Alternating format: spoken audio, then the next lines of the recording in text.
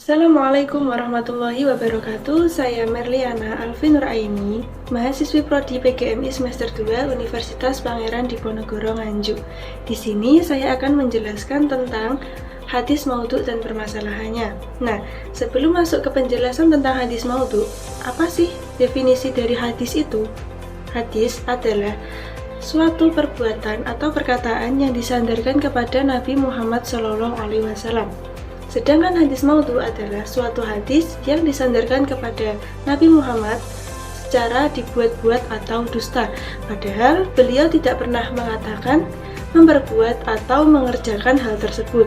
Mudahnya, hadis maudhu sering juga disebut dengan hadis palsu.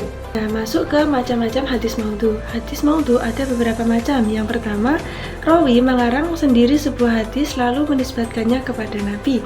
Yang kedua, perawi mengambil perkataan dari ulama salaf, ahli hikmat, atau cerita-cerita Israiliyat lalu menisbatkannya kepada Nabi. Yang ketiga, susunan yang diucapkan oleh seorang perawi secara tidak sengaja, namun orang yang mendengarkannya menganggap bahwa itu adalah sebuah hadis lalu meriwayatkannya. Yang keempat, kesalahan rawi dalam menghukumi suatu riwayat sebagai hadis maudhu, padahal riwayat tersebut sahih yang merupakan ucapan dari seorang sahabat, tabi'in atau tabi'it tabi'in. Jelas saja, hadis maudhu itu sangat berbeda dengan hadis mauquf. Selanjutnya adalah ciri-ciri hadis maudhu. Hadis maudhu dapat diketahui melalui ciri-cirinya, baik yang terdapat pada sanad ataupun pada matanya. Yang pertama adalah ciri-ciri yang terdapat pada sanadnya. Contoh, seorang rawi terkenal suka berbohong atau seorang pendusta. Yang tidak ada seorang rawi yang terpercaya pernah meriwayatkan hadis dari dia. Selanjutnya, pengakuan dari si pembuat hadis itu sendiri. Misalnya, ada seseorang yang membuat suatu riwayat, lalu ia mengaku bahwasanya itu adalah sebuah hadis dan ia meriwayatkannya. Selanjutnya adalah kenyataan sejarah, yakni mereka antara guru dan rawi tidak pernah bertemu. Misalnya, ada seseorang yang mengaku bahwasanya ia telah menerima suatu hadis dari seorang guru, padahal guru tersebut telah meninggal jauh sebelum ia dilahirkan. Ciri-ciri yang kedua adalah ciri-ciri yang terdapat pada matanya.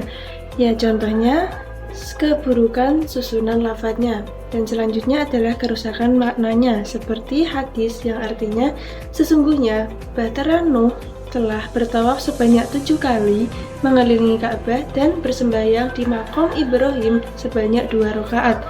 Makna hadis tersebut bisa disebut rusak karena berlawanan dengan akal sehat. Yang terakhir adalah hukum meriwayatkan dan mengamalkan hadis maudhu. Hukum membuat atau meriwayatkan hadis maudhu secara sengaja adalah haram secara mutlak. Akan tetapi, jika kita meriwayatkan hadis maudhu dengan tujuan untuk memberitahu kepada orang bahwasanya hadis tersebut adalah hadis palsu, itu diperbolehkan. Yang kedua adalah hukum mengamalkan hadis maudhu. Di sini, para ulama berbeda pendapat tentang hukum mengamalkan hadis maudhu.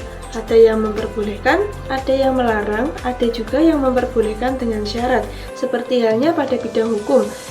Di sini ulama ada yang melarang mengamalkan hadis maudhu dalam bidang hukum, dan ada juga yang memperbolehkan dengan syarat harus dikuatkan dengan hadis dhaif lainnya. Oke, jadi penjelasan tentang materi hadis maudhu dan permasalahannya sudah selesai.